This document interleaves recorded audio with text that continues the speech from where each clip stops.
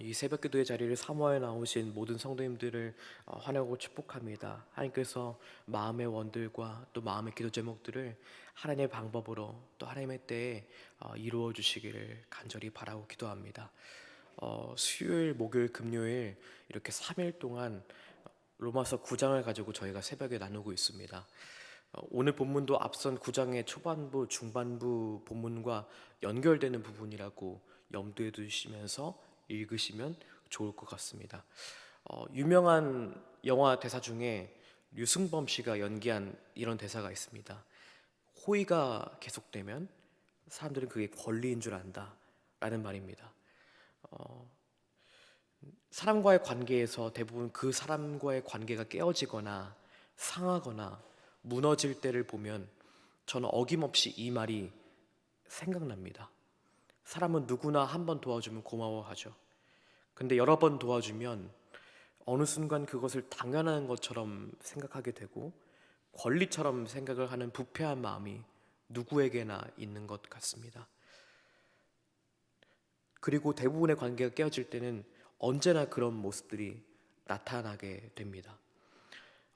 하나님과의 관계에서도 우리가 이 말을 조금 더 깊이 있게 생각해 볼 필요가 있는 것 같습니다. 우리는 하나님에게 엄청난 은혜와 엄청난 사랑과 엄청난 긍휼로 구원을 받아 하나님의 백성이 되었습니다.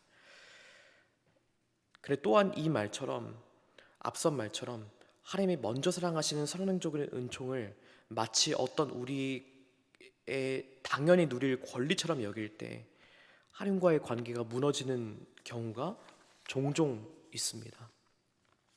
하나님은 하나님의 백성과 언약을 통해서 관계를 맺으십니다. 저와 여러분은 예수 그리스도를 통해서 하나님과 관계하는 하나님의 백성의 삶을 살 수 있게 되었습니다. 우리의 신앙생활에 있어서 제일 중요한 것은 이 계약이 동등한 위치의 계약에서 맺어진 게 아니라는 것에 있습니다. 창조주와 피조물이 맺은 언약이라는 것이죠.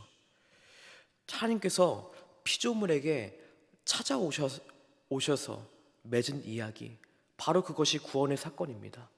그렇기 때문에 구약의 여러 구원 사건 이야기 속에서도 또 예수님의 십자가 사건 속에서도 하나님은 이 구원의 보증을 저와 여러분에게 요구하신 적이 한 번도 없으십니다.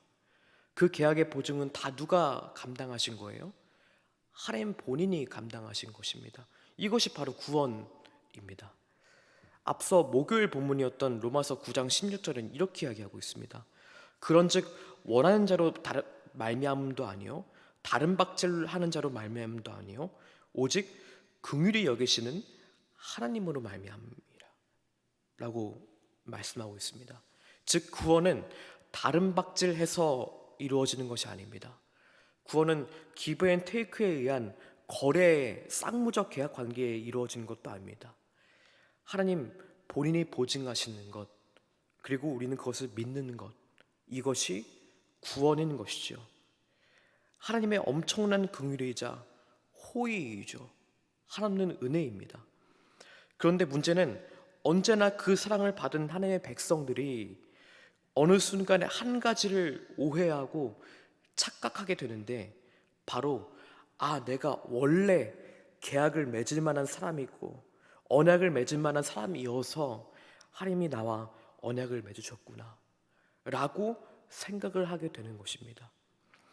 내가 애시당초에 구원을 받을 만한 존재인 것처럼, 내가 마치 남들과는 다른 모범적인 사람인 것처럼, 내 삶을 능히 살 수 있는 존재인 것처럼 생각하게 되고 착각하게 된다는 것입니다.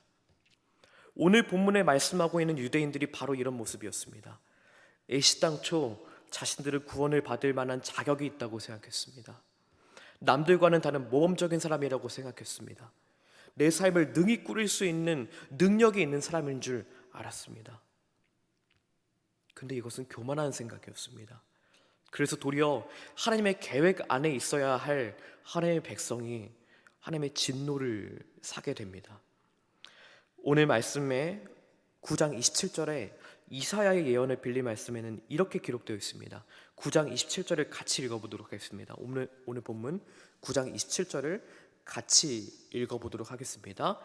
이스라엘 자손들의 수가 비록 바다의 모래 같을지라도 남은 자만 구원을 받으리니. 아멘. 대신에 하나님은 본래 사랑받지 못할 이방인들을 긍휼과 사랑으로 모으십니다. 결국 하나님의 구원 계획은 유대인들의 생각과는 완전 다르게 흘러가는 것이지요. 여러분, 오늘 본문에서 주는 교훈이 무엇입니까? 우리는 이 유대인들의 모습을 경계해야 할 것입니다. 하나님의 전적인 구원 사건에 대해 오해하지 않으시기를, 그리고 착각하지 않으시기를 간절히 바랍니다. 저와 여러분의 삶의 터전을 잘 돌아보십시오. 구원받아 그 긍휼에 의지하여 살아가고 계십니까? 아니면 창조주와 피조물의 언약이 아니라 마치 내가 당당히 대가 지불을 하고 얻어낸 구원으로 생각하고 살고 계십니까? 구원의 은혜를 마땅히 내가 누릴 자격이 있다고 착각하는 사람이 범하는 오류가 한가지 있습니다. 바로 언약이 이루어질 때 마땅히 내가 받아야 할 보상이 있다고 생각하는 것입니다. 그리고 자신이 원하는 보상을 얻지 못하게 되면 그 언약을 하찮게 여기게 됩니다. 예수님의 비유로 드신 포도원 일꾼 비유를 보십시오. 아침 일찍 인력시장에 포도원 주인이 나갑니다. 하루 일당을 원하는 많은 인파가 너나 할 것 없이 이 포도원 주인의 시선에 쏠려 있습니다. 그 인력시장에 있는 일꾼들을 이 포도원 주인이 데리고 오죠. 전적인 긍휼함 때문이었습니다. 그리고 하루 품삯을 약속합니다. 이들에게는 이것이 얼마나 행복한 구원의 순간이었겠어요. 심게나 쓰는 사람도 빼빼 마른 사람도 모두 다 같이 저녁에 일용할 양식과 선물을 사들고 집에 갈 생각에 행복해하며 일을 하기 시작합니다. 근데 문제는 포도원 주인이 또 나갑니다. 거듭해서 나갑니다. 이제는 낮이 지나고 선선한 시간이 될 때까지 인력시장에서 여전히 놀고 있는 이들을 데리고 옵니다. 인력시장을 지나쳤던 다른 어떤 사장들도 돌아보지 않는, 쳐다보지 않는, 거들떠보지 않는 그 잉여적인 인력들을 데리고 옵니다. 그리고 하루 일과가 마쳤습니다. 가장 늦게 온 사람들부터 원래 약속한 한 데나리온, 하루 품삯을 줍니다. 그러자 아침 일찍부터 일한 이들이 이렇게 생각합니다. 1시간 일한 제가 한 데나리온이면 나는 10시간 일했으니까 10데나리온이겠다. 근데 받아보니까 똑같이 한 데나리온입니다. 갑자기 속에서부터 원망과 불평이 몰려옵니다. 왜 저 사람과 나를 똑같이 대하냐고 포도원 주인에게 따지듯 물어봅니다. 자신과 맺은 계약, 언약을 하찮게 여기기 시작하는 겁니다. 그런데 생각해 보세요. 원래 포도원 주인이 약속한 하루 품삯이 한 데나리온이 아니었나요? 이들은 인력시장에서 그렇게 포도원 주인의 눈을 쳐다보면서 자신을 뽑아달라고 했던 아침이 기억나지 않는 건가요? 가족들에게 일용할 양식을 사들고 갈 생각에 기쁨이 넘쳐 이랬던 순간은 기억나지 않는 건가요? 여러분, 우리가 마치 우리의 힘으로 포도원에 들어간 것처럼 생각하는 이 일찍 온 일꾼들의 마음이 될 때가 종종 있습니다. 그리고 늦게 들어온 이들이 한 데나리온을 받는 것에 분개합니다. 내가 얼마나 하나님 앞에 헌신했었는데, 내가 얼마나 하나님을 섬겼었는데. 여러분, 우리의 삶의 모든 주권, 모든 것은 하나님의 주권 아래에 있습니다. 하나님의 긍휼에 의해서 움직입니다. 오늘 말씀 31절과 32절은 이렇게 말씀합니다. 의의 법을 따라가는 이스라엘은 율법에 이르지 못하였으니 어찌 그러하냐. 이는 그들이 믿음을 의지하지 않고 행위를 의지함이라. 부딪힐 돌에 부딪혔느니라 라고 말씀합니다. 이스라엘 백성들이, 유대인들이 행위를 의지했던 이유는 무엇인지 아십니까?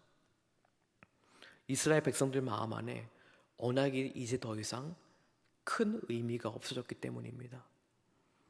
하나님의 구원 사건에서 하나님의 긍휼은 이제 그들에게 더 이상 중요한 의미가 다가오지 않았기 때문입니다.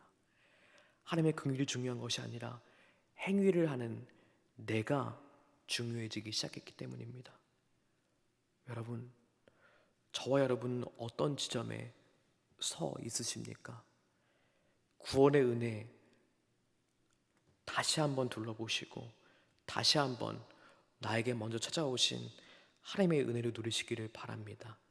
그리고 혹여 내가 누릴 자격이 있다고 생각하고 행동했던 지점은 없었는지를 돌아보는 저와 여러분 되시기를 간절히 바랍니다. 말씀을 정리하겠습니다. 오늘 9장부터 또 10장까지 이어지는 말씀은 이방인과 유대인에 관련된 구원에 대한 하나님의 경륜을 이야기하고 계십니다. 근데 오늘 제가 보고 싶은 내용은 다른 어떠한 것이 아니라 바로 이 유대인들의 교만에 대해서 나누고 싶은 것입니다.